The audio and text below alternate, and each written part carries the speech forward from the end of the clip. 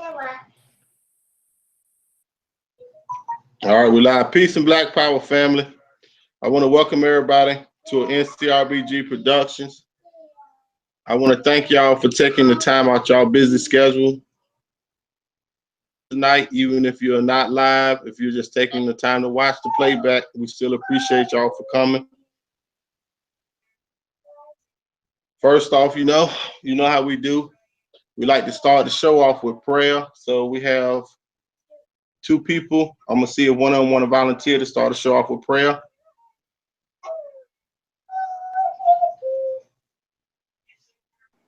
I nominate.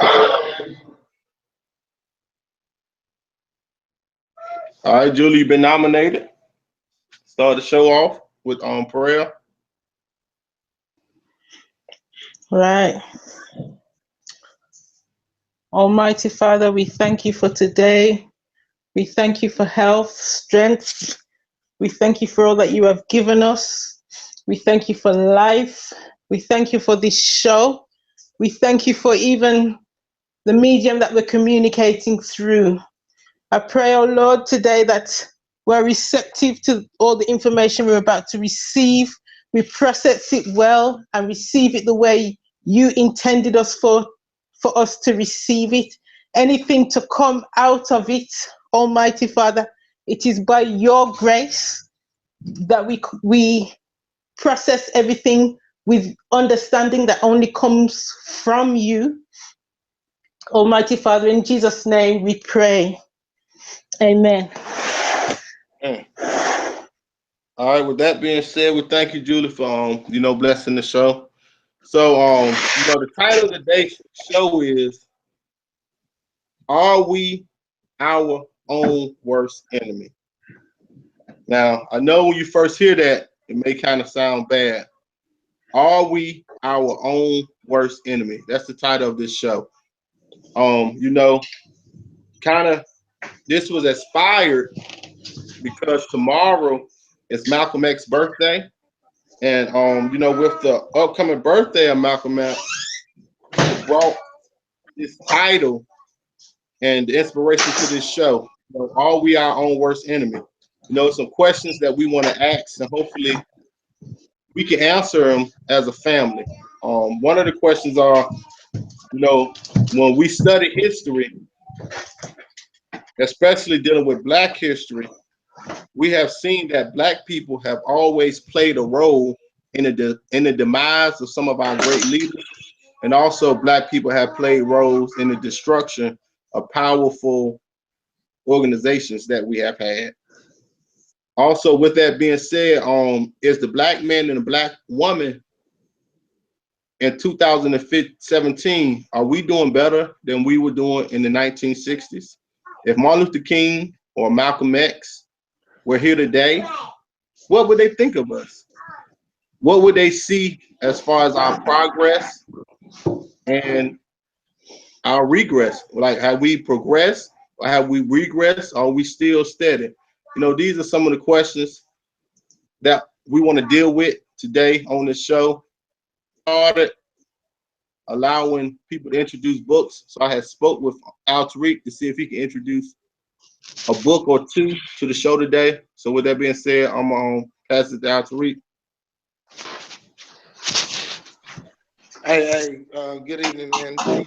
Peace and love, Black family. Hey, I'm going to introduce one book to the audience and to the show this evening. The book I want to bring to you guys is an awesome read. It is called The Laws of Success by Napoleon Hill. I don't know if you guys can see that one or not, but yes, it's called The Laws of Success by Napoleon Hill. He wrote this book in 1925 as a manuscript to inform people on how to grow themselves in all 5 areas: spiritual, mental, social, financial, and physical. Okay, but it breaks down a whole bunch of key principles that we can use to better ourselves and each other. So that's the book for this week. It's called The Laws of Success by Napoleon Hill from the 1925 manuscript lessons.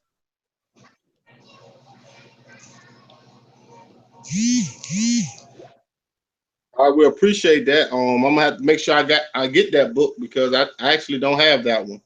So that's why it's good to allow different people to introduce books because everybody got their own different specialties or expertise. And so I'm gonna make sure I copy that one.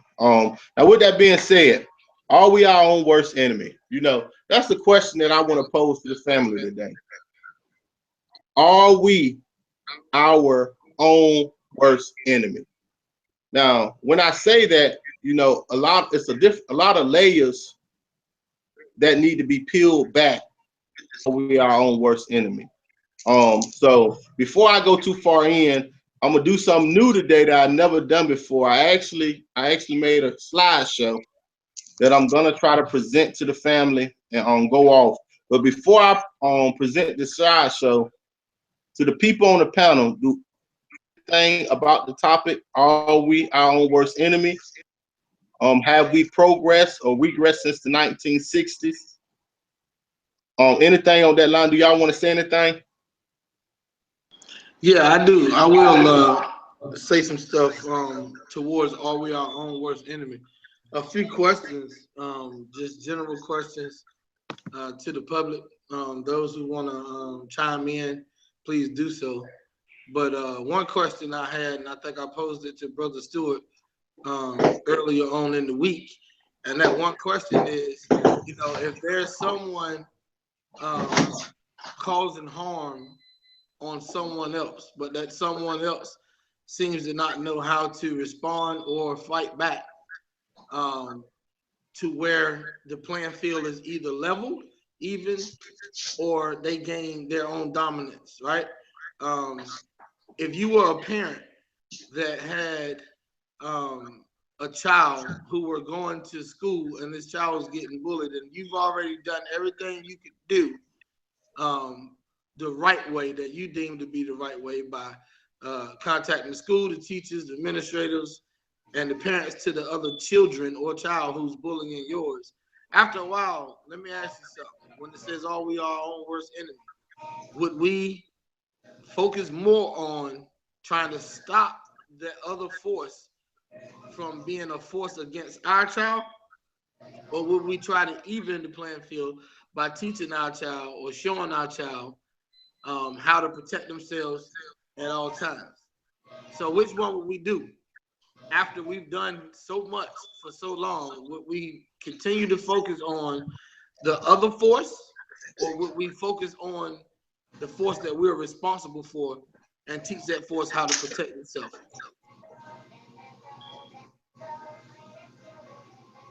That's a real good question. Julie, do you want to answer the question, or you want to let it simmer and I go ahead and then we can come back to it later? Can you hear me? Yes, we can hear you. Right. The bullying, it depends on the extent of the bullying. When you say protect yourself, is it physical? My child was bullied, and I helped her to raise the level of thinking, to rise above the bullying so it doesn't bother her. She laughed at them, they got fed up, and they left her alone. So I don't know. I wouldn't say I'll teach her how to protect herself from what? Is it physical bullying? You know? Hey Julie, that's a real good answer and strategy. And it seems like the strategy that you taught your child actually worked. But in my question, I'm saying after all else has failed. Where Yeah. it don't necessarily have to be physical either. Of course, in my example, it was posed physical, but just any kind of way, physically, financially, socially, economically, any kind of way of someone, and pretty much the question was posed as an example, as if to say that if our people are in a slump or slumber and been in that slump or slumber for so long, and we've tried all that we can try by the law, behind the scenes, negotiating, what you call it? Daggone, what you call it? Integration. Like when can't we all just get along? When all of that has all failed, do we continue to try to come to the table with those who we know are our natural enemy? Or do we actually doggone look within and start within and beget change from the inside before we can complain or explain the exterior force against us? Like, I can't sit up here and keep telling myself, hey, why don't these people see me as an equal? Hey, why don't these people let me in? Or hey, I'm just as good, I want to be treated as equal. Well, I can't be treated as equal if I don't treat my own brother and sister as equal. How can I expect somebody else outside of myself, especially outside of my culture, who doesn't understand me, and rightfully so, I don't understand them and their ways and their thinking? That's why standardized testing should not be allowed in schools, because whose standard are we tested on? All right. So at the end of the day, if a certain group of people who don't understand the rest and who's not trying to understand the rest, they're trying to get the rest to understand them, and that's what's called dominance, right? I can remain dominant if I have each and every last other culture trying to live up to my standard. That's why when my daughters and them walk out the house, I don't want them to feel as if, I'm just going off of my daughters right now, because I think females are under a higher pressure when it comes to appearance and everything else. I don't want them to feel as if they should uphold to someone else's standard. But the question was, are we our own worst enemy? And I have to say, sometimes, absolutely, we are our own worst enemy. I have to say, sometimes, that if I see a brother or a sister that is trying to do something, and I'll end it with a period after the something, because it doesn't matter what it is as long as they're doing something. But see, we'll support someone who isn't doing anything more than we will support someone who's doing something, right? That's like the old saying goes, we'll have a family member or a friend who get locked up in prison, and we don't know if he or she is innocent or guilty, right? We don't know exactly, but we do know their past. We do know their traits. We may know some of their tendencies, but we don't know in this one instance the reason why they're in jail or prison. We don't know if they are innocent or guilty. But what will we do? We will support that person no matter what, by finances, by visitation, by everything. But in the same token, we'll have a young brother or sister go off to college with no support, no visitation, no guidance, no leadership, right? If they don't, and look, there's some parents out here that tell their kids, man, hey, it's good that you got accepted into this college, but I don't know how you're gonna pay for it. You mean to tell me I just lived 18 years of my life and you ain't prepared nothing? You ain't saved up anything? But cousin John just went to jail for 6 months, and this cat book stayed on swole. You understand? So, and that's just in an instance. That's just one thing. But I want to say to my people, sometimes we are our own worst enemy. And then at the end of the day, when we are not our own worst enemy, we tend to not want to recognize who our enemy is. Facts. And that's all I had to say on that one. And I do feel like that we'll be a better people and in a better situation if we stop looking outside of our community, our household, or whatever, and we just start within. I think we'll be a better people. And you know what? That's a great analogy. And actually, you know what? We had talked about this earlier, and I actually forgot about it, but that goes perfect with this show as well. Because when you was asking the question again, I was comparing the question to us as far as African Americans and everybody else around us as being we the African Americans, and we've been bullied. So we tried every other way. But are we gonna keep trying to turn the other cheek, or keep asking for them to you know, treat us human, or are we gonna decide ourselves to come from within? And so that's a great analogy. And when you said that, I was thinking the same thing, that's the way you was coming from with it. And I actually agree with you that we have to start from within. We have to change our mindset. Now, with that, before I go on the 10, let me get into this slideshow. I'm gonna try. Now, y'all gotta bear with me. I ain't never done this before. So I'm gonna try to share my screen and we're gonna get it in. It's real short. It ain't that long because it's my first time how to do it. So y'all bear with me. Let me see. Yeah, baby. Go get it. Let me see something. All right, here we go. Now, do y'all see this? Yes, sir. Okay. All right. So the name of the lecture or the name of the show today, are we our own worst enemy?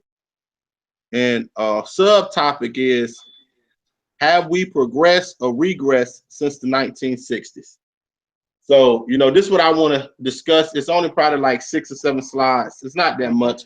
And we're going to get it in, you know. Are we our own worst enemy, and have we regressed or regressed since the 1960s? Now, first off, I'm going to start with the latter. Have we progressed or regressed since the 1960s? So, this is a comparison of home ownership from the 1940s to 2006. This was the latest I was able to get these statistics for. And it says the gap between home ownership rates among white households and African American households of all income groups combined has exceeded 20% percentage points every year since 1940. So from 1940 until 2006, the gap between white households and African American households has exceeded 20% every year. Only when ownership rates are compared for persons with income above 120% of area median income does this gap fall appreciably below 20 percentage points. So once the people that make over 120% of what most people make, the gap falls below 20 percentage points, and the white-black home ownership gap fell to nearly 12 percentage points for these high income households in 2001. So basically what this is saying, from 1940 to 2006, the combined, all income groups combined, has exceeded between African Americans and whites. The household has exceeded 20 percentage points every year since 1940. So from this instance, from this, it doesn't show that there's too much of a gap or there's too much of a change in the percentage of people, of African Americans compared to white as far as the household gaps. I'm gonna go on to the next one. Now this is I wish I can zoom in and show y'all this a little bit more, but this is the actual. Okay, why do you? I'm trying to see right now. I can zoom in. I can zoom in some more. Let me try to zoom in.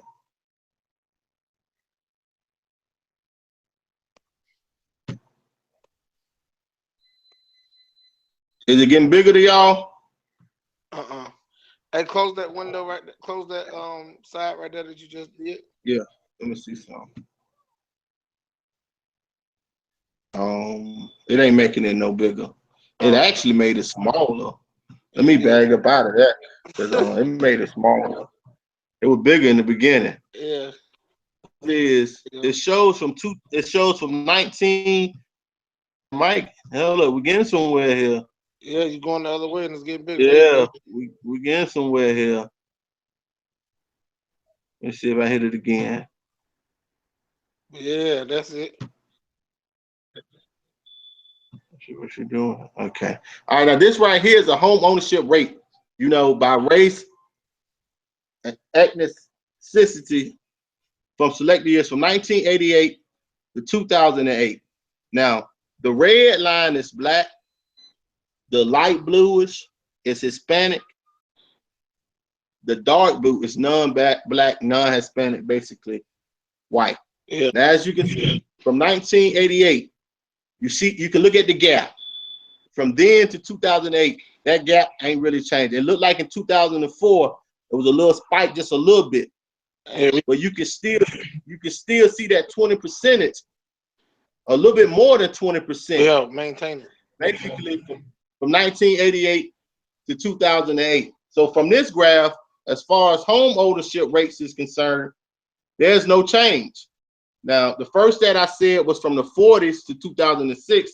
And here go a graph from 1988 to 2008. And as we can see, there's really no big change in the difference in the home ownership rates. So in this instance, ain't nothing changed. It's still the same. Let me go on to the next slide. We're about to get into this because you know, we need to talk about this, because a lot of times we need to find out who really holding us back. You know, and sometimes we got to deal with it from some facts, man, with some realism where you can look at it and see it. Some facts. So let me slide. I promise y'all by the next time I do this, I'm gonna be a whole lot better at this. But oh no, you doing good, man. So let me see if I can get this so y'all can see this. Now this right here is a family wealth by race. Now this is from 1963 to 2013. Now again, we're gonna deal with the one on the left-hand side, because the left-hand side you can see the pinkish is African American line, the dark blue is the white line. Wow. Now, so from what's this 1963, the income for African American family was $18,892, and you can see the white family was $136,221. Right, in 1983, whites held 5% more wealth than African Americans. This is 1983, so you can compare the numbers. Now we in 2013, the wealth gap is still 7 times more. And when you actually do this study, I couldn't find a graphic that would go from the 60s to 2017. But when you look at it now, it's like 10 times more now. It's actually more than 7 times more now. So in this graph, here we go. The wealth between the whites and African Americans is constantly growing. If I go over, and I'm not even gonna try to, but you can see that over here with the Hispanics, it's basically the same thing. It's just theirs at 2013 is 6 times, and ours is 7 times. But I'm gonna keep moving. I ain't gonna stick here because I want to deal with the powerful organizations that we have had in history and how they have been torn down. Now, the name of this show is Are We Our Own Worst Enemy? That's the name of this show. So let's get into this. Interesting facts. Do anybody know who this man is? Let me see if I his name is Robert R. Moulton. Robert R. Moulton. Okay, I got it now. I got this for good. I ain't gonna have to worry about this no more. Now, this right here, second president of the Tuskegee Institute. So a lot of people know that Booker T. Washington started the Tuskegee Institute. Well, Robert R. Moulton, he was a spy. He was a government spy and a traitor to African people in the U.S. He spied on Booker T. Washington. Now, he spied on Booker T. Washington when they had the syphilis experiments at the institute.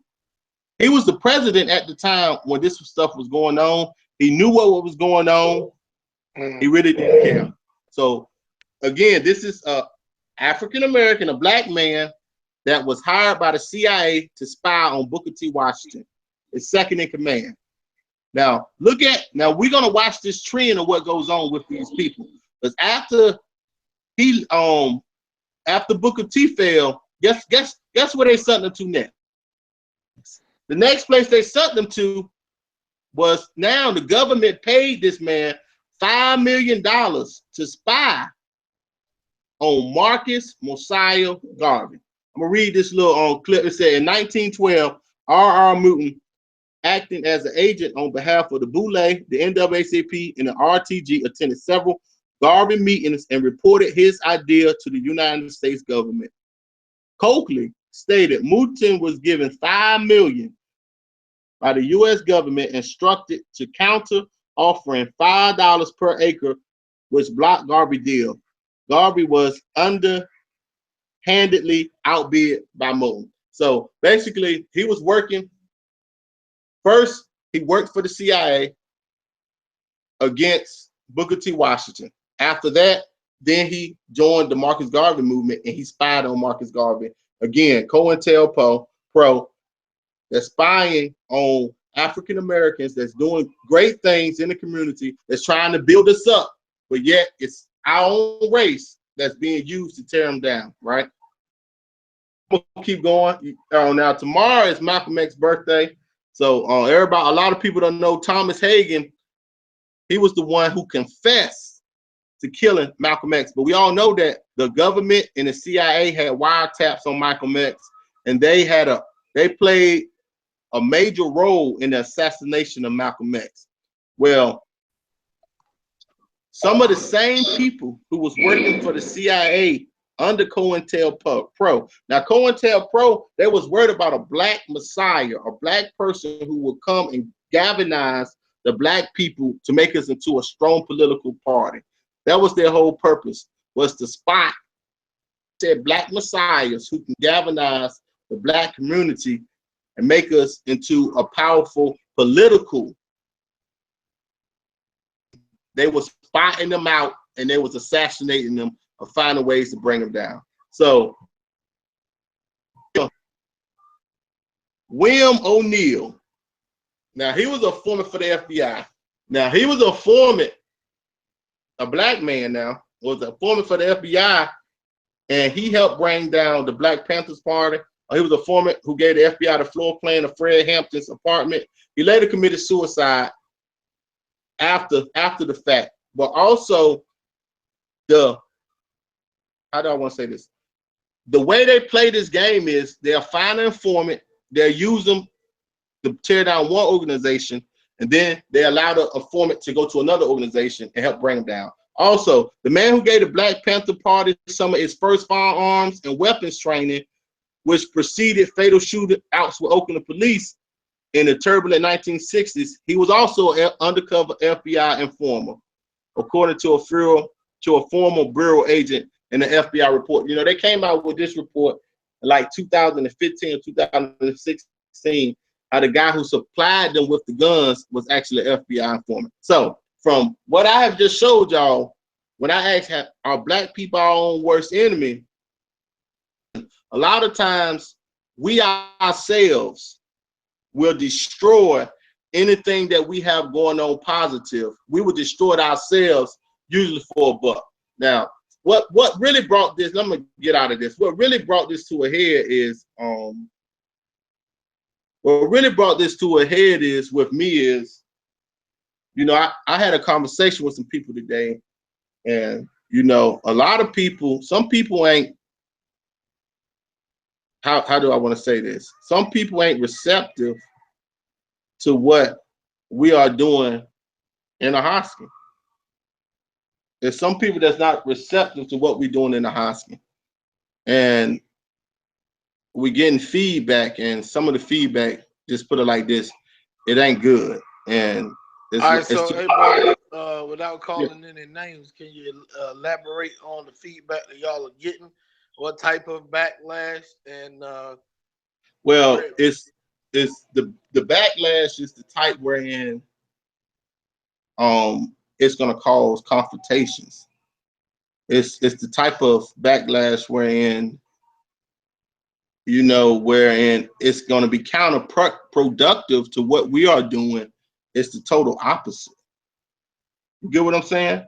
And it kind of actually I don't. I know you. It's like can't speak on it. Like it just put it like it's negative energy. and it's getting to the point when, you know, it's just negative, and it's sad that, you know, when I done this to show a trend. You have powerful or people trying to make a change to do good for our people.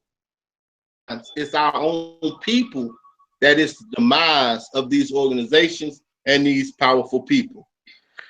So, history. I study history. And we see that in the early 1900s, I didn't deal with Elijah Muhammad and how he was infiltrated. Noble Drew Ali, the same with him. I didn't go into Martin Luther King Jr. because I ain't have enough time. How we know that a lot of the people that were surrounded around Martin Luther King Jr. at the time of his assassination, they had something to do with it. Later, it came out. This came out like in the early 1990s. One of the guys committed suicide because he said it on national TV that, yeah, they got him in the right position. Yeah. So we know that all throughout history, anytime, and these people that were setting them up 9 out of the 10 times is black people, man. Oh yeah. So it's like we love ourselves, but then we hate ourselves. And like I was telling the people today, it's like when people are confronted with change, a lot of times people don't like change. So when you don't like change and you don't like the vibrations being raised, you resist it. Yeah. And some people, when they can't resist it or they can't deal with you on an intellectual level, their only result is violence. So then we get back in the same situation wherein we are trying to elevate the minds and the rationale of our people. That's the purpose. But if I got to sit around here and worry about my brother and my sister, same people that I'm fighting for, then it make you wonder, like, what is wrong with us when we have this psychosis that we were not, how do I say it? That we really don't want to see change. Oh man. Like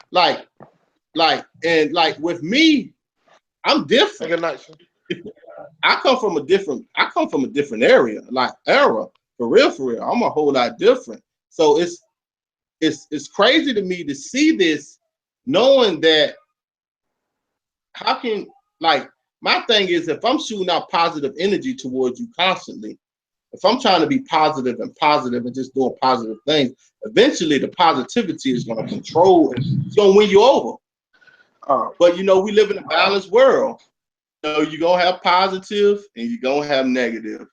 And just today, man, I just had some conversations with some people, man, and it just blew my mind, some of the things that I'm hearing that's being said. And, you know, it prompted me to come up with, are we our own worst enemy? Like, sometimes, like, we are so confused. We have been beat we've been battered. We've been defeated. Like, I was telling Julie this another day. Me and Julie was talking, and I was telling her how we live in a society wherein we didn't make the laws. We didn't make the rules of this society. So it's basically like we playing games. You're like, you know, like when you play basketball, right? With basketball, it's rules to the game of basketball, right? So, you know, you can't step out of bounds, or if you foul, a foul get called. With games, you have rules that's in place in games for a reason, right? Well, in the society that we are living in, our society, and it's not our rules and it's not our game. But we are playing the game, but we didn't make the rules. So like them charts were showing, we started an 8 ball, right? So when we trying to come from within to fix ourselves from within, so we can worry about our own selves and stop worrying about this person or that person. We want to worry about our own people, right? Then the thing of it is, sometimes you have to do house cleaning. Sometimes, a lot of the times, your worst adversary is your own people. Yeah, I hate to say it like that, but I'm just gonna be real with it. And that's just the way it is. A lot of times, your worst adversaries is the ones that is your own people. The ones that you trying to help, a lot of times they don't want their help. I'm gonna be quiet. I see Ashley came in here. Thanks for coming in, Ashley. If you want to jump in and say something real fast, but I'm gonna be quiet. Let everybody else go ahead and say their spiel for a little while.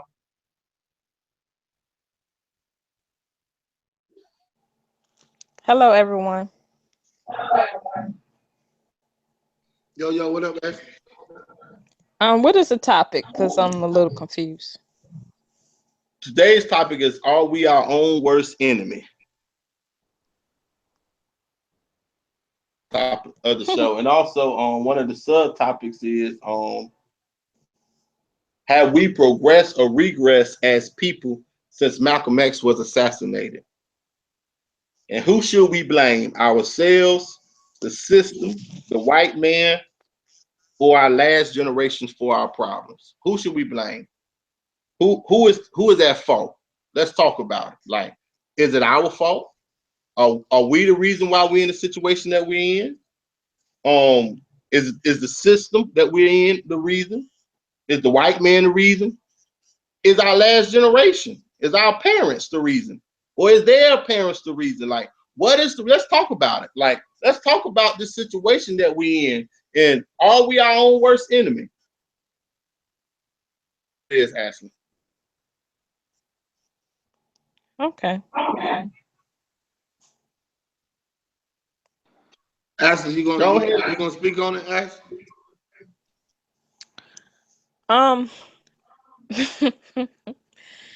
Well, let me see. How can I put this? So I guess the question is, who do we have to blame for the reason who we are today? Basically, that's what you're saying. Who's responsible for who we are today? Hey, Stuart, this about to get good. I know. Okay. Yeah. Well, everybody has, let me say this first. Everybody has their own point of view.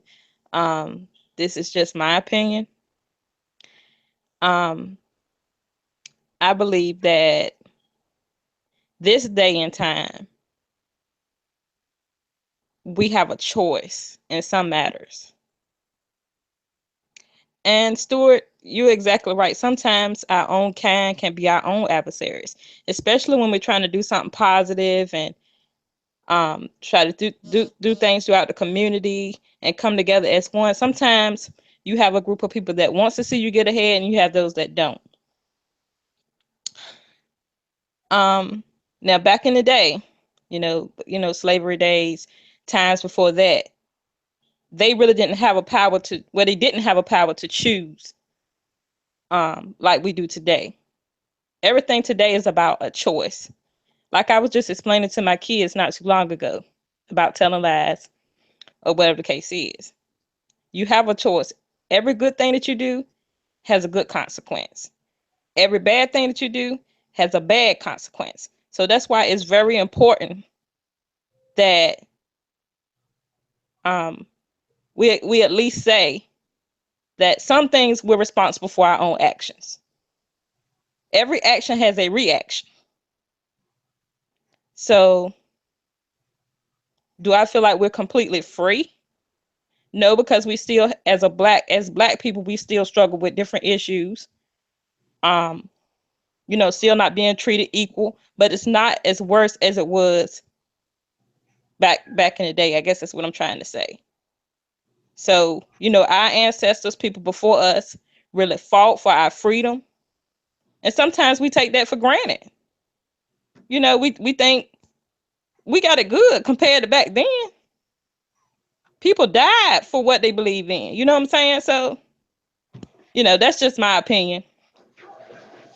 And that's it. That's basically all I got to say. We have the power to choose. Man, hey, let me step in for a second. Hey, you right, Ashley. We have the power to choose, and that may be a big problem.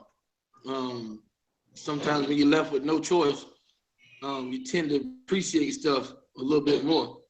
But what I want to say is that let's look at it. Let's look at it like okay, really, we are running a race in life, right? So if we always put out on a track and field, and all of our people started out right at the starting mark, but then we took one culture or one group of people and put them at the 50-yard line around the track, and then we sent them out and shot the gun. See, the problem that we're having is that a lot of our people don't feel like they're in a race against other cultures. All right, they feel like they're in a competitive nature, a competitive race against the ones that started out at the same start mark, the ones that was raised up just like them. Look, don't you know that so many people hate when you come from the same? Look, I'm gonna tell you something. I tell my kids this, right? I tell my kids, I said, listen, no matter what, when y'all grow up, I'm gonna tell you, y'all can love each other all you want to now while you're growing up in the same household. Y'all can play with each other, hug on each other, everything great. But when you get older, right, life tends to, and society tends to, because of your mentality is going to change and it's going to all be different. I tell my kids this, your first, and this is just, I don't know why, but a lot of people, their first competitors are their siblings, right? And it almost comes natural because each sibling wants to make mommy or daddy or mommy and daddy prouder, competing for their parents' approvals, their parents' appreciation, and their parents being proud of them. So the first one. So look, it almost hurts sisters and brothers when they're raised up under the same roof, started out at the same point, but then, like you said, Ashley, choices. So one of the siblings might make a choice to do something against the grain or do something that traditionally his or her family has never done. Maybe going out to college, maybe doing something, starting a business, whatever it may be.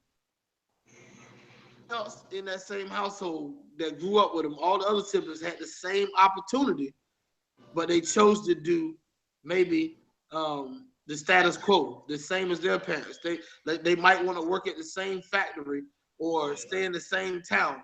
But then at the end of the day, 10, 20 years pass along, and now the sibling that may have chose to do something else or something different may be in a position, not saying the position is better, but it may be in a position where it seems to be better. Don't you know that those other siblings would naturally hate or dislike or feel some sort of jealousness against that one sibling who may have done something a little bit different, who may have thought different? Because it all boils down to a mentality. All right. We can trace stuff back to classism. We can trace stuff back to racism, skin tones, what they call it, when a light-skinned person is hating on a dark-skinned person or vice versa. What you call that joke? What, a brown paper bag test? Yeah, that joke. So you got racism, classism, and then it's something else they call it when we hating on our own people because of the tone of their skin. All right, but what I did want to hit on that Julie touched on and that Stuart was talking about is that the reason why a lot of times we hate each other or try to stop each other from progressing is because we feel like we are on an even playing field. You shouldn't be doing nothing no better or no different from me because we're cut from the same cloth. We're black, we're behind the curve. We're supposed to be fighting those who are trying to keep us behind the curve, but we tend to be fighting each other because that's who we see ourselves in competition with. You started out from the starting point, just like I did, right? But they started out at halfway mark. So they halfway closer to the finish line than we are. So naturally, we aren't gonna work extra hard to catch them or pass them we're gonna sit up here and just compete with those that starting out right to our left and right. So I'm not mad at the other people who may have cheated their way to the halfway mark to get ahead. I'm mad at the brother right next to me because now we eye to eye. I can see the expression on the person that's halfway ahead of me. I can see your expression. Your expression is that you trying to do everything you can to beat me in this race. Now, I ain't even focused on the person up there. I'm just right here with you, competing against you. I'm looking right back at you in your face. We breathing hard together, and the communication that's coming across from each other is, I'm competing against you. I don't mind coming in second as long as you come in third. Somebody get that later. I don't mind coming in second as long as you come in third. That means somebody came in first, and it won't neither one of us. Right? So that, I think that's a big problem with us, man, that we're looking because we're supposed to have started out so close. And the choices, when you said since Malcom X was assassinated, a lot has fell off since then. And a lot of the stuff comes from what Ashley just said while ago. The choices, I think, because see, here's the thing, you know, when they did the integration and then so-called made things even, it hurt us a lot because now, like you said, black business, that's how black business went down, because now you have choices, all right? And your choices tend to be, I want to do something. It's like the man that make the man or the woman that kind of makes it a little bit. They have a choice now. They don't have to stay in the hood. First thing they want to do is taste the good life, and they never want to experience the life that they may have grew up around. Now you don't have to experience that life, but you can't forget those who may still be in that life. Then at some point, right, those who are still in that life have to be able to receive it. But I'm gonna tell you the reason why it's so tore up, and I'm gonna say this and I'm gonna back away. The reason why it's so tore up, a lot of times when those who have maybe took a couple steps further and maybe made it out, so they say, and then come back around to either try to spread some knowledge to give to the people, because a lot of times people want things or a handout, but sometimes it's just the knowledge to say, look, man, this is what I've done. This is what and then they'll tell, oh man, don't come around here preaching that junk. Or if you do come around trying to spread some wealth, they'll take you for everything you got as long as you give it. But the minute that you stop, they talk about you. Or you come around not trying to spread no wealth, first thing they're gonna try to do is take it from you. So it's kind of a hard question to answer, even though we may know multiple answers to the question. But what would we say the solution is? So I still say we are our own worst enemy at times. Julie, you want to jump in?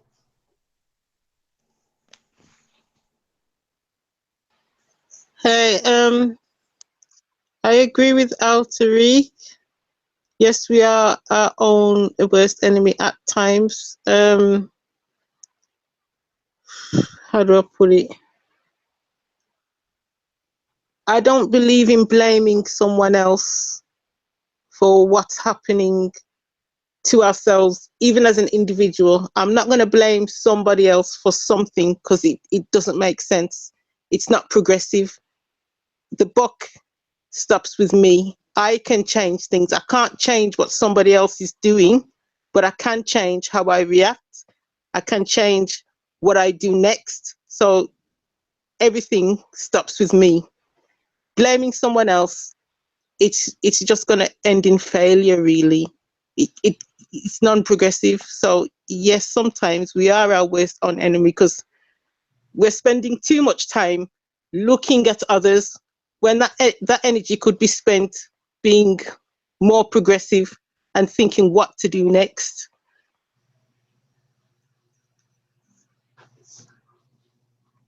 Good points. Yeah, I agree with all three of y'all.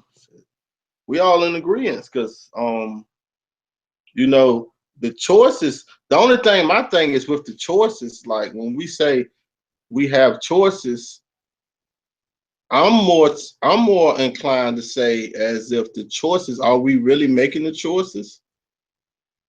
Or are we being led a certain direction? So when Al Tariq said that sometimes people get money and they move out the hood, right? They move to Hollywood or they move to a better neighborhood because they don't want to live in the old neighborhood, right? So when you say that somebody is moving out of the hood into a better neighborhood, so yes, their choice, but really, why are they really moving? What's the purpose of really moving out? Because what you perceive of a better neighborhood, what is, I mean, how I say it, like what is made to seem like, or is it because the law may be a little bit different? Your bills may be a little bit different. It's better schools, so your children can get a better education. Or like when you go to certain high class neighborhoods, the police ain't the same. They don't harass you as far as speeding tickets, little minor infractions like that. When you stay in certain area codes, like you can get loans, you know, the banks, if you stay in a certain area code, the bank might not give you a loan. I mean, zip codes. Like they do that. So my thing is, when we talk about this is why I look at it. When we talk about the choices, I feel like a lot of times our choices, we may choose, but in a sense we're not, because a lot of times I feel like a lot of people are controlled by other things besides their inner self. So therefore, the choices that they may actually think they're making a choice, but in the essence, you're really not, in my eyes. Now, I don't want to make it seem like, oh, you're a robot and you ain't thinking, you ain't rational to, you know what I'm saying? But at the same time, it's like it's being put in your face, so it's giving you a false sense of security, a false sense of what is real and what ain't real. So therefore, a lot of times, as far as people being, they always say the crab in the barrel syndrome, because Al Tariq hit it on the head when he said that when we are all around each other, right, we competing with each other because we see each other as equal. So therefore, when you see some people that's trying to do something a little bit different or a little bit better, and what they may perceive as better, you may perceive it as negative, because or you think you better than me because you're doing this, or you're doing something that I said I should be doing. Wow. But I haven't got up and done it yet. But now that you're doing it, instead of me really trying to, work with you, I'm just gonna stay away from you, or I'm gonna try to find a way to bring it down. If we was in church, I'd say, preach, preacher. And look, I had I'm gonna say some real stuff. Like, I have family members that I invite them to come when we're doing our little things. They come out there, and they straight up angry. Real talk, angry at, I'm asking, look, man, you want a sandwich? No, I don't want none of that mess. Yeah, oh man. I don't want none of that mess. And I'm wondering, okay, what is it? Do you want to be doing it? Listen, I'm the type, I'm all about the mission. It ain't all about who doing the mission with me. So man, I can take a step back. I don't mind. You don't have to see me. I can take a step and be all the way out the picture. Long as the mission is being completed. Come on, soldier. So that's what I'm trying to get some of these people to understand, especially the ones that I feel this negative energy from. And I'm getting it. I'm telling y'all, I'm getting it, and understand it to a point, because when I first started this, I came at it wrong. Yeah. I came out the box swinging. So when I came out the box swinging, they say you got one impression. So you got one time to impress somebody. So when I came out the box swinging, I think I came out swinging, and I irritated some people, because the way I initially came out, it probably turned some people off. And I can understand that. And I'm a realistic person. So I can understand I might have turned you away. So therefore, I understand that. But at the same time, what I may have said or what I may have been talking about, you got to look at actions, what's being going on. Okay, I said something that rubbed you the wrong way. Okay, come talk to me about it. You know what I'm saying? Come talk to me about it. And if you got a better idea, that's my whole thing. Listen, I've been trying to, I can't say too much, but I've been trying to go to these schools. There's one school in particular. I done went there 3-4 times this week. to talk to the principal. And you can feel energy. I'm an energy-driven person. So I can feel the energy from these people. And it's interesting to me because only thing I'm saying, well, maybe I'm the wrong person. So I'm at the point now where I'm not even going back. I want somebody else to go because I just want the mission to get done. It ain't about who the vessel is coming through. Long as the mission get done, I'm happy. And that's what I think some people just don't understand, or maybe they may understand. I don't know. But when it comes to me, I'm trying to tell these people, look, man, it's no way possible. We look what's going on in the world, man. But like, I don't even watch TV. I got rid of cable. That's some real talk. Like, but you can see what's going on in the world right now, especially in America, man. It's turmoil. There's no other word to use but chaos in America. And it's like, okay, so we living in a chaotic time. If that's what some people want to say. Okay. So if you living in a chaotic time, what do you do when there's chaos going around? More informed. Yeah. So, but it's like if all this chaos and you see, like, okay, it's so much chaos, maybe we don't need to be part of the chaos. Maybe we need to be the people to start healing. Let's start banding together. Oh my God. Because we see what's going on, instead of us contributing to the chaos, instead of us just continue adding on to the chaos, let's try to be the ones that, you know what, I'm gonna let y'all do that. We're gonna do this. We're gonna start pulling together and working together. Oh man. We're gonna make sure that we are all right. But instead, it's like, nah, I want the chaos, man. I want to see it burn, no matter what. And like I'm telling people, man, you gotta swallow your pride, man.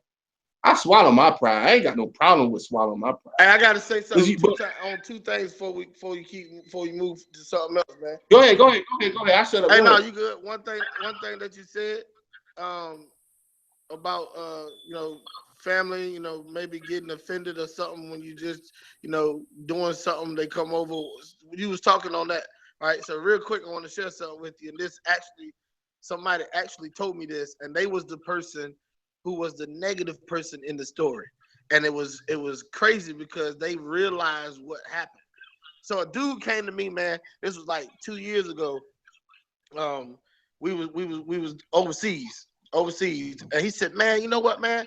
And he was a righteous brother. You know what I'm saying? He had his knowledge on him, and he came to me. And he was like, man, I know why sometimes we hate each other.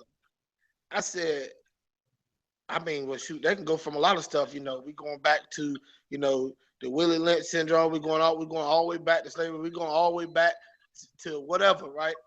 We could trace that back. He said, no. He said, man, I'm gonna tell you something. He said, it's all about positioning. Now, I just hinted to positioning a while ago when I talk about in the race on the track, starting at the same point. You in position to be in competition.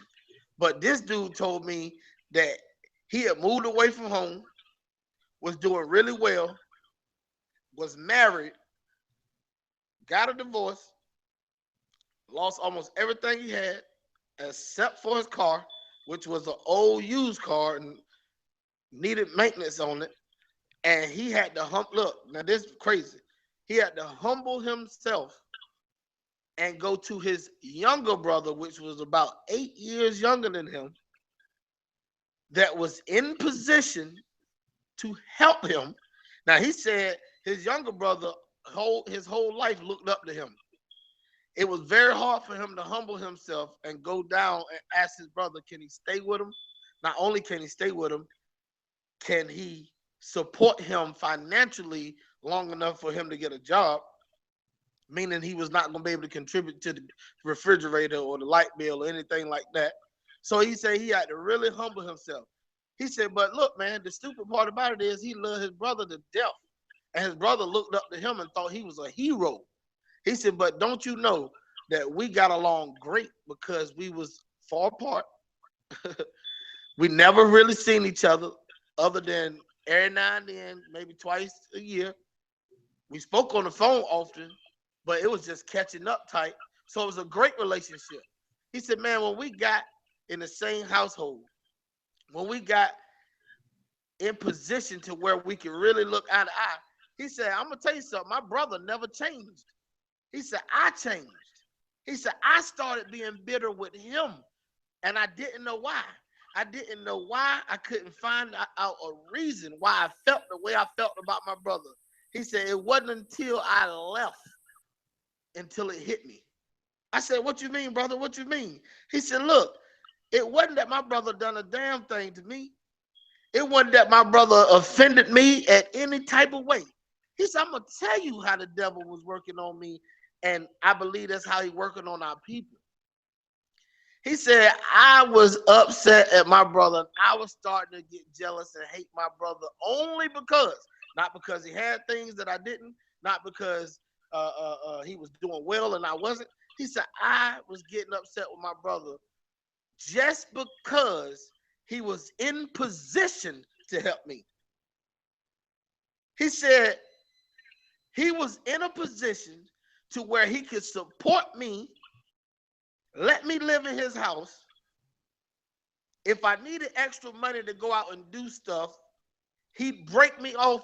That's what really made me mad, is that how dare he be in a position to be able to do that for me, and I can't do it for myself. Not only can I do it for myself, I can't do it for my kids that is not with me. They off with my wife. I can't do it for them. I can't do it for my mom if she asks me something, but he can do it for me. He probably can do it for my kid and my mom. Man, when he broke that thing down to me, man, it made so much sense. He said it was all because he was in a position to help me.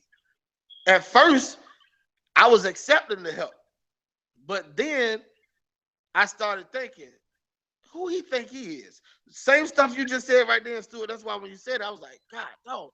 You know, that's crazy, because the dude, when he broke that down, it made so much sense to me. So that's the first point that I wanted to hit on that you talked about. The second point I wanted to hit on is when you was talking about the chaos. And you said the chaos in this country, we live in a chaotic time. And you're absolutely right.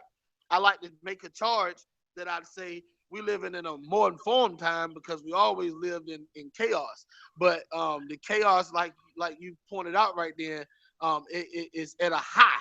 And I don't know if this was you I was talking to, because you know, here lately you and I've been talking off on an off weekday, right? And that's a good thing.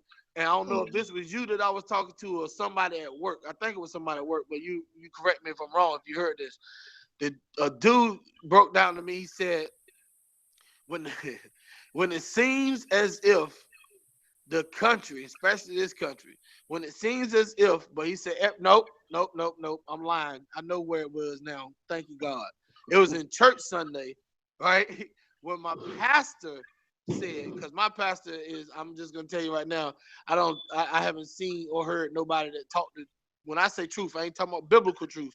I'm just talking about world truth. All right. My pastor is a very high advocate for entrepreneurship. He think working a job is almost like slavery or blasphemy, but he was talking about when the country, and he said any government, but he was talking about ours. He said when it seems as if the world around you is in chaos, that's when those in power or those in position makes the most money. Because while everybody else is scrambling, they getting business done. All right. So it's just like walking into a bank with no gun. And you get your girl to go in there with you with a high-pitched voice, and all she got to do is say, oh, he got a gun. Bruh, airport, I don't care where you at, a crowded area, everybody gonna scatter. The security guard might drop down on his knees and put his head between his legs, because they ain't never fired a weapon the whole time they had one. But at the same time, you almost can smoothly walk around and pickpocket the people that's scrambling and dropping their purses and walk up to the counter and ask, demand money while everybody else is scrambling. So yes, it's strategic when chaos seems to be at a high, because while everybody else is studying the news, studying what's going on in the entertainment industry, studying the big topics, every time you turn around, it's almost every month, it's a new hot topic for us to be protesting against, for us to be talking junk about, and it's almost strategic because that's when if they got us out. Look, if all of us is out in the street protesting, who's manning fort? Who's looking? Who's manning home base? You know what I mean? If we have organizations where we do have a home base, you know, who's to say that while we out in numbers, somebody else ain't done went back to home base? You know how you used to play hide and go seek. Everybody had to try to make it to home base, but if we out there in the field, man, we need somebody that never leaves the fort, right? So that's the second point I want to hit on, man, because you was read my mind almost, right? When it's chaos, y'all just better know that money is being made, goods are being traded and exchanged. People are buying out. Look, man, hey, when you talk about you got rid of your cable, right? You know I'm in that TV industry, and it's very it's a very lucrative business because a lot of people like to sit around and waste time and watch TV, and I would never complain about that, right? Because that's the industry I'm in. But what I do want to say is, why do you think Spectrum bought out Time Warner Cable? Why do you think Spectrum bought out CenturyLink? Why do you think Spectrum bought out Earthlink? Why do you think Spectrum, what's that? It's another one that they bought out. They bought out like 4 or 5. Now, they'll tell you that they was bought out by Spectrum. But I want to tell you that all they did, brother, was change the name or create a name to merge all 5 in, because now everybody mad. Because used to be in your zip code, you had about 4 choices or 3 at least that you could choose from to go to, and all of them was competing for your business because they knew that they had competition out there. So you'll go and look on Spectrum website, and it'll be $44.95 for the internet and cable a month for the first 12 months. And then, you look on Earthlink, and then it'll be 44. Then you look over there to CenturyLink, it'll be 39. Then you look over there, and somebody has something ridiculous that pissed the other 2 off. They have something like $19.99 a month for the first 12 months, no contract, no cut, right? So, but they was all losing because they was competing. So somebody got smart and said, you know what? We finna make chaos, because everybody that called me and go, oh my God, they done cornered the market. I ain't got no more options. I look around, and the only place I can go is Spectrum. But guess what? If you owed Earthlink any money, if you owed CenturyLink any money, if you owe any one of them 4 or 5 that they swallowed up under that umbrella name of Spectrum, now all of a sudden you can't even get the only option that's in your area because you owe the money. Yeah. So pay the money up front, and that's when people go into chaos, man. So like you said, man, when it seems like it's chaos, I'm gonna tell you, business is being handled and money is being made, and the only people who aren't capitalizing on it or receiving anything from it are those that's scrambling and running in chaos. Those that's calm and sitting back watching everybody else, those are the people that's getting ahead.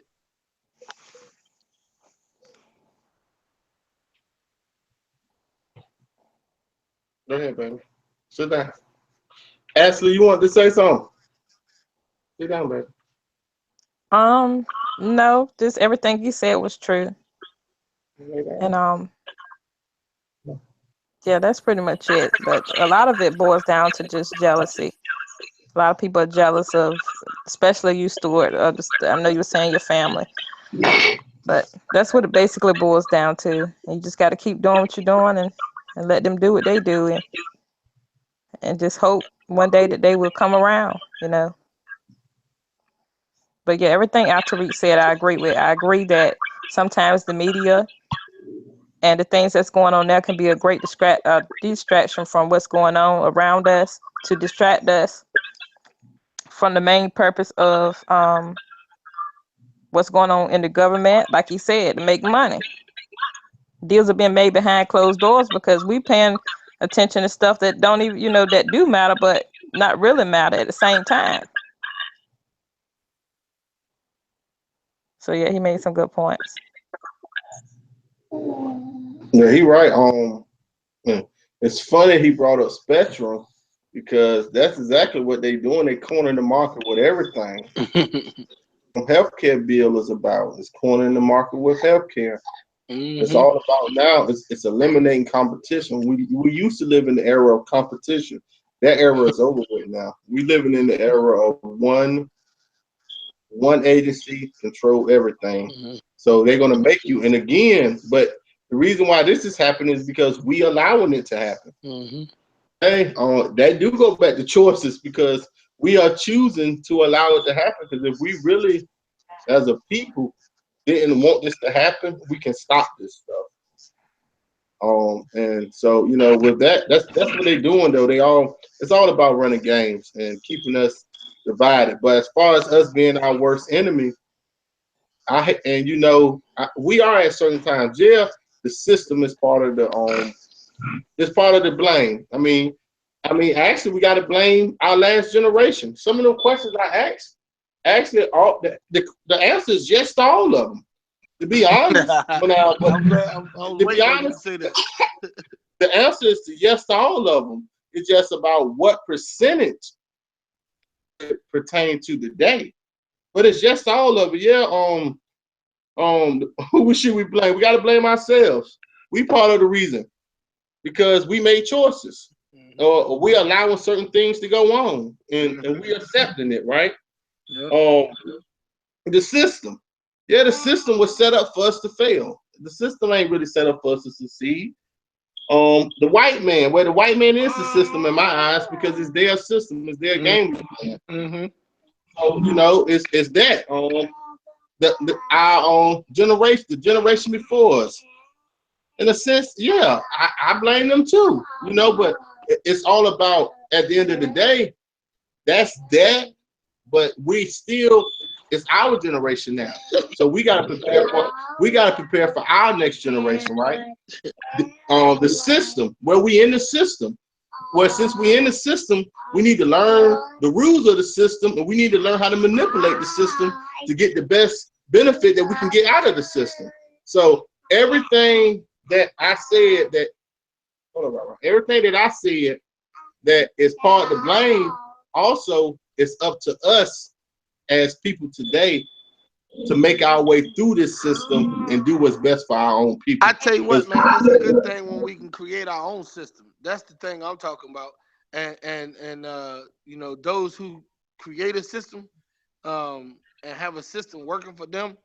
When I say working for them, working their favor as a whole, that's when you get ahead. But something that you just touched on that I wanted to speak on too, when you was talking about the system, right? So why do you think a lot of people are angry, just bitter inside? I'm gonna pose. It ain't gonna be a question. It's just gonna be a statement. But every time I do this in amongst a group of people, somebody get pissed off, and it's a good thing. You don't have to voice no opinion or nothing. But let me say this right here, man. Don't you know that so many of us are mad, angry, and frustrated because 99.9% of our time in somebody else's system, we have to be artificial. Now that's crazy as hell. So we have to, we grew up most of the times totally different, in a different environment, in different ways, different sayings, different reactions than the people who we work with, that we go to school with, that we work for. So I pose this thought. It's so many people waking up in the morning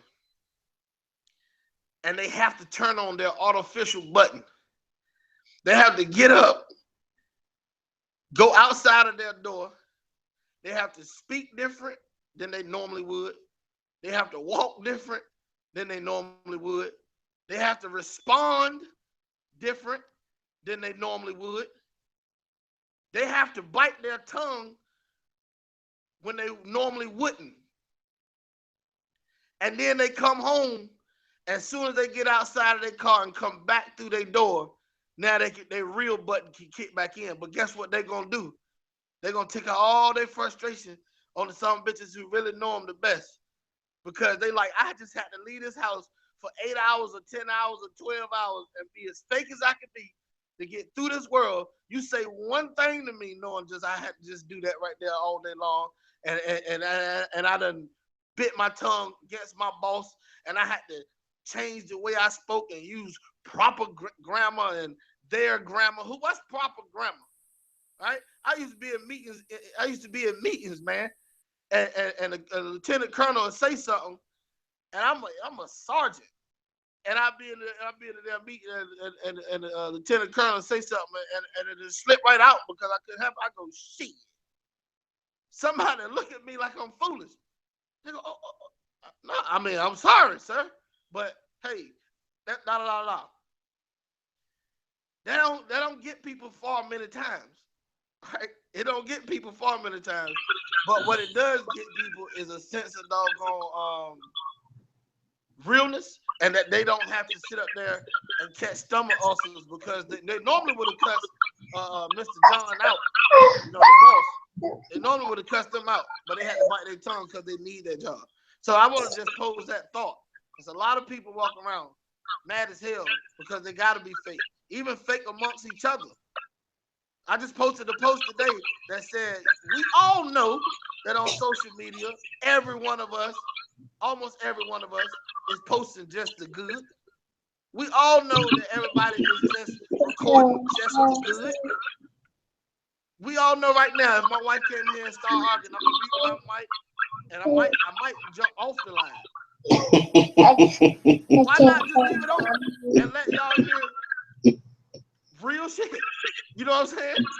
So, but we have to protect the realness, because if somebody ever know the realness about us, they may not like us, and we fight to be liked. That's all I gotta say.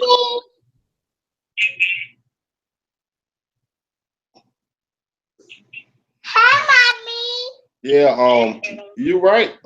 Because you know that's what social media allows. Social media allows you to put the perception that you want to be out of you, you know, and that's the thing. Same thing with the job that you were saying, when people got to get up and go to work and bite their tongue. Not only bite their tongue, you really can't be yourself, because a lot of people are doing things that they are working, but they really don't want to do it. They're doing it because of necessity. They're doing it because they have to pay their bills, they have to take care of their family, and they need money.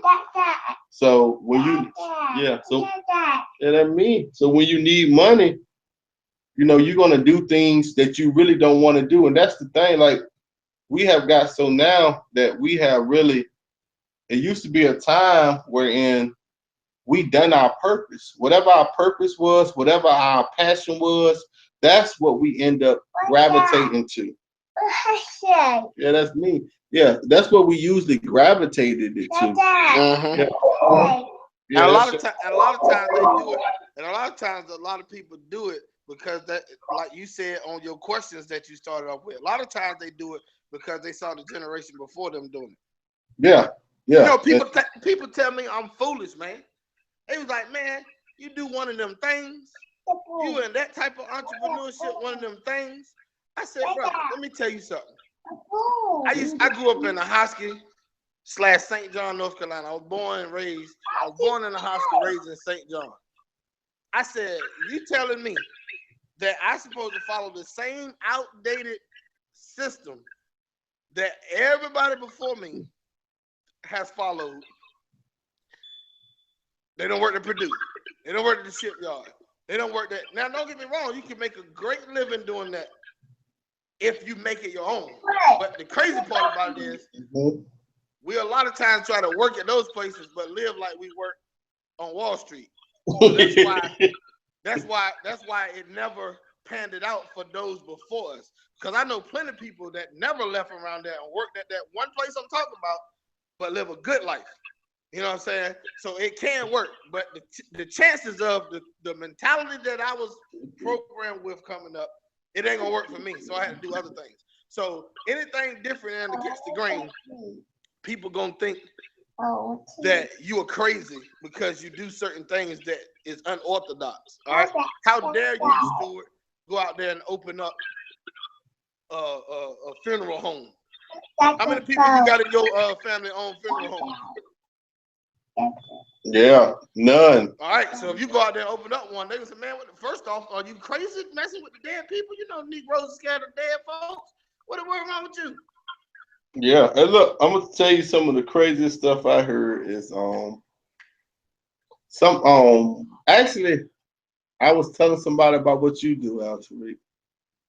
I was telling somebody about the starting point and how you help people fix their credit and help them eliminate bills. And they say, I ain't got time for that. That's it.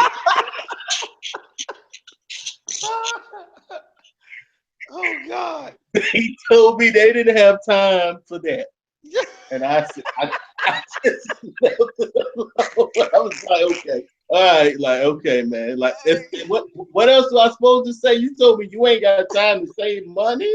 Oh my God. You ain't. Once I heard that, it was like, okay. Yeah, and see, and then, but that's okay though, man, because you always go, you crazy. You always gonna have, those individuals, and then, but look, I'm gonna tell you something though, real talk though, Stuart, and you gonna really laugh at this. I'd rather have that person right there around me or me trying to reach, right, than the person who needs help. And they see your stuff maybe slightly starting to change or maybe drastically change. And they'll rather hurt or go it out, but wanting more or wanting better or wanting a better opportunity for their kids. But they rather somewhat say suffer than reach out because they don't want you to ever think that you've done something good with them, not for them, with them. Mm-hmm. That's like, man, I know this dude. He's a multi-millionaire, man.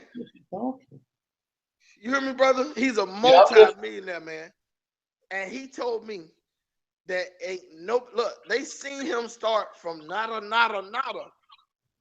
and make it to where he is now. And no one out of his family, which he know the position that they are in and were in when he was in that same position. No one has reached out to him and said, hey man, show me, tell me, help me. None of that. And he said, he knows, just off of what I told you a while ago, he know that if he go back trying to offer that help, he know what they'll do to him. They'll crucify him like Jesus, man. Who the hell you think you are? What are you trying to say? I'm all right. I'm good. Yeah. And he know for a fact that ain't the case. But they'll hang him up high, man. They'll nail him to a cross if he went back and tried to spread love like that. Stuart, I'm almost, look, every time I get up here, I almost breaking news with something. You finna see something in about 10 days, and people gonna swear out that, oh, who the hell he think he is? Oh, what in the... But see, it ain't for them. It's for that one person. I always said when I started this company, man, I don't care if I only help one person a year. Mm-hmm. I will give that one person 150 of my attention because they want it.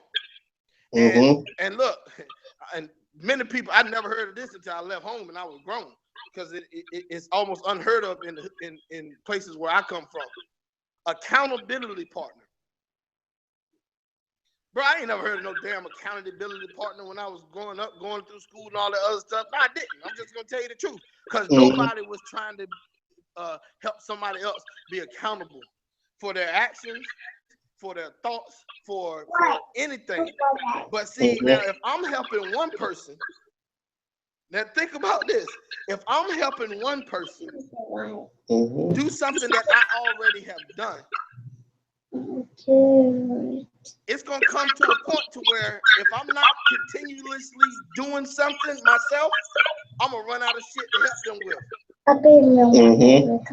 So if I can show somebody how I got from point 1 to point 2, if I don't never go to point 3 myself, I can't, my job done with them.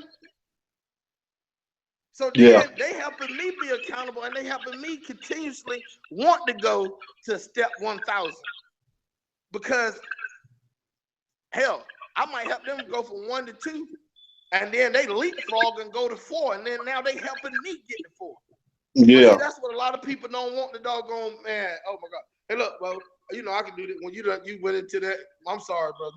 No, you good, man. Because what you saying is spot on, man. What it is people don't know how to swallow their pride, man. Everybody, you know what I'm saying, don't know how to just learn from somebody else. We don't know it all, man, and you know what I'm saying. We got to just learn how to swallow our pride. That's what I've learned anyway. That I don't mind being corrected. I don't mind somebody with a better idea. Like I actually look forward to that. I don't want to be around everybody that's saying yes to me. Everything I say they agree with. That ain't what I want, because then for everybody, yes, man, we ain't getting nowhere. I don't want to be the smartest person in the building, even though I may think I'm the smartest, but I don't want to be. I want somebody who can teach me at the end of the day, because I love knowledge. I love to learn.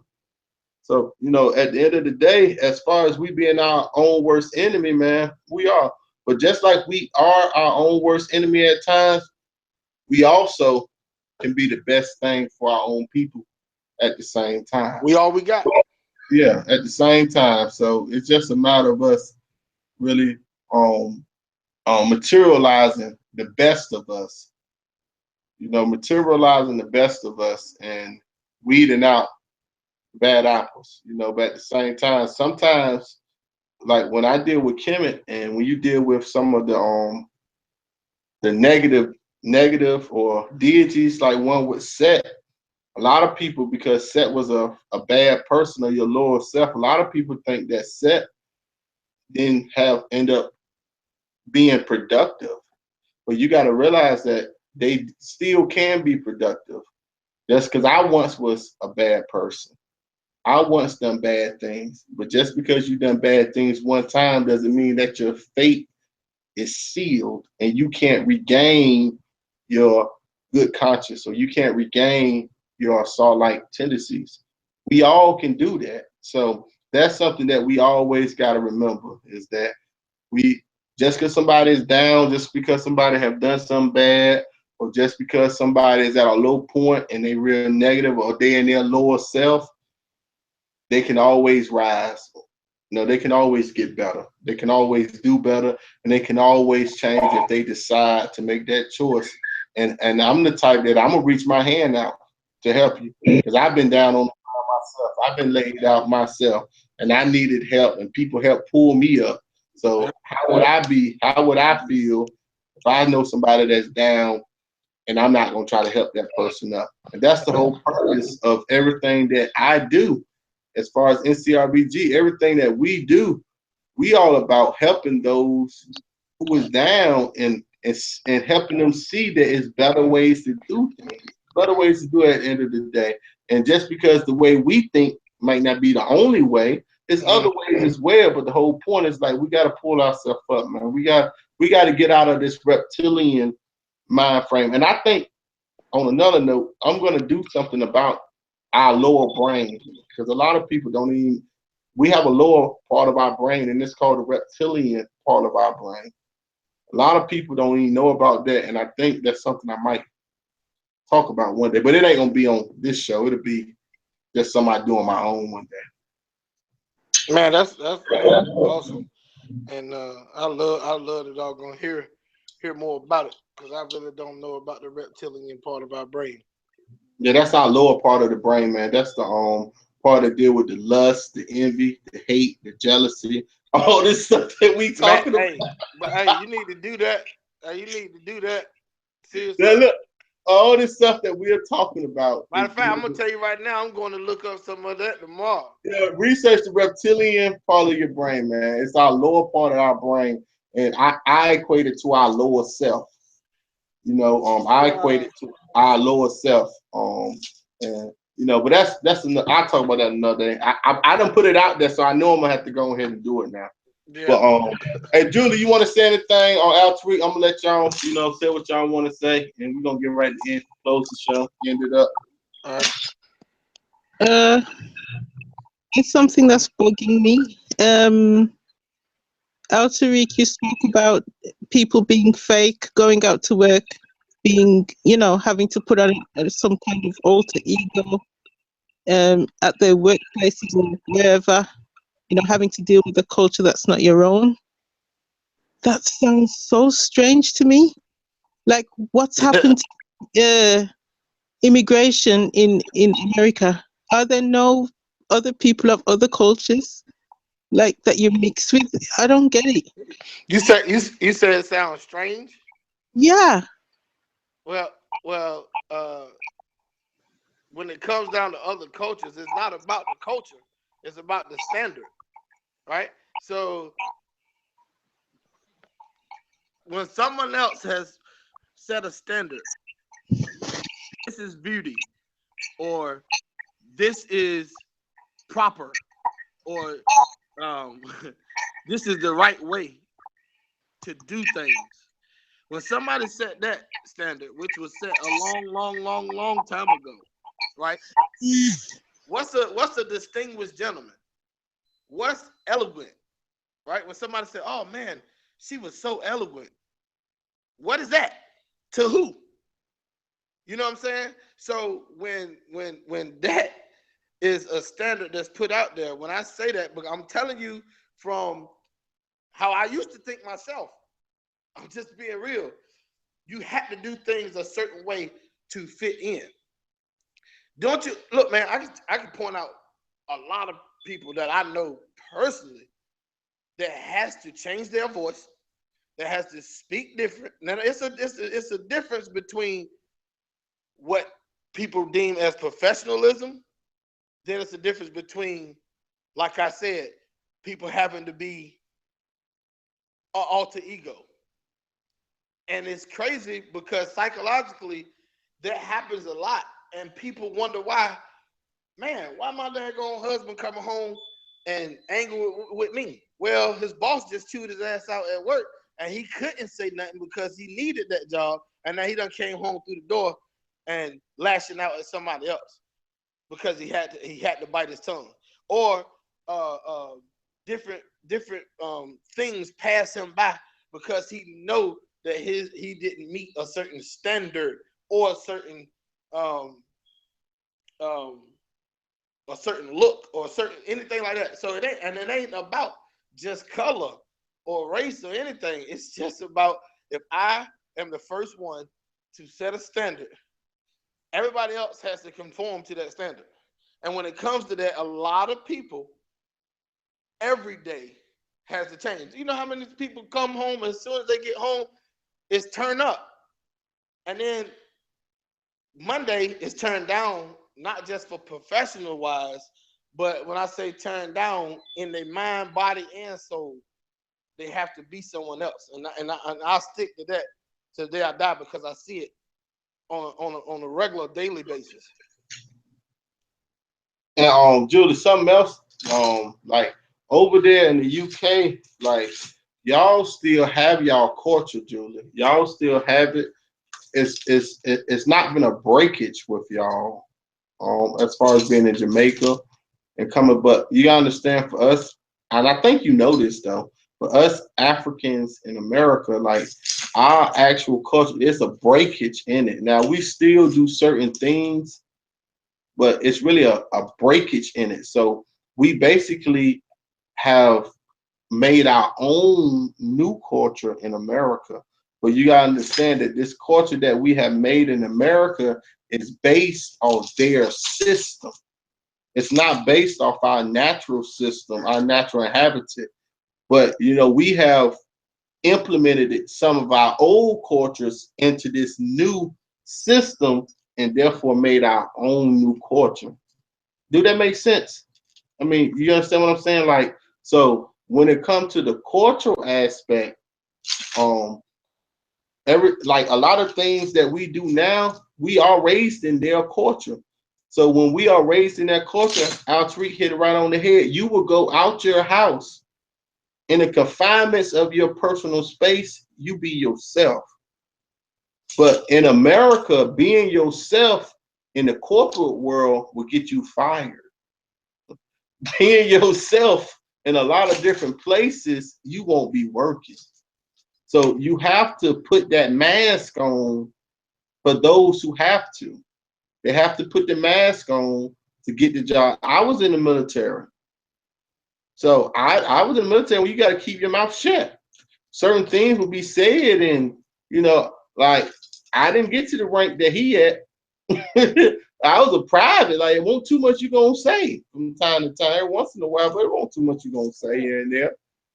But when it comes to going out of your personal space, sometimes you have to change.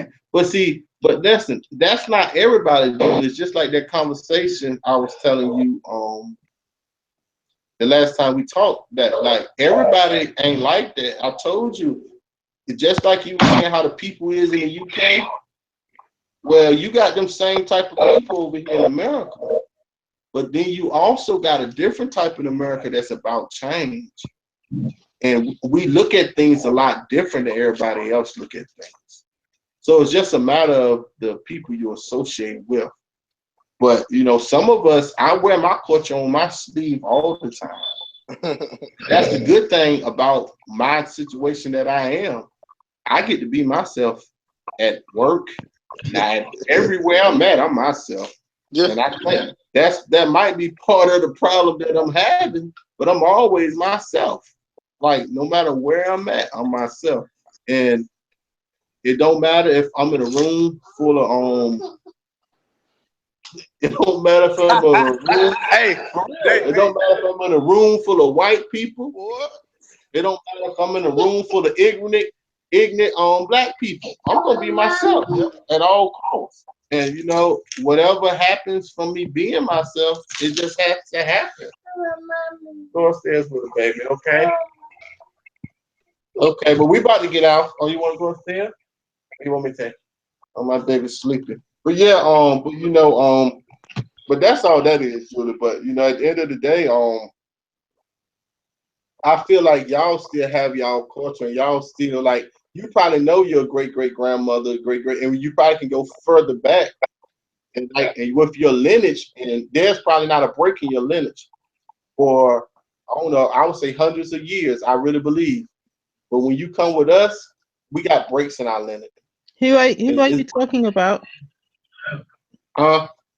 Who's got? Sorry, my phone battery died, so I came out. So I didn't know what. I said in America we have breaks in our lineage. Like we can only go back a certain time frame. We probably can go back to the 1700s, mid 1780s. Going back far because we only have our grandparents. Before that, that's it. So yeah, how far you go back? Like just my grandparents. That's it. That's it. That's it. Oh. Before that, they would have definitely been slaves, 100%, and they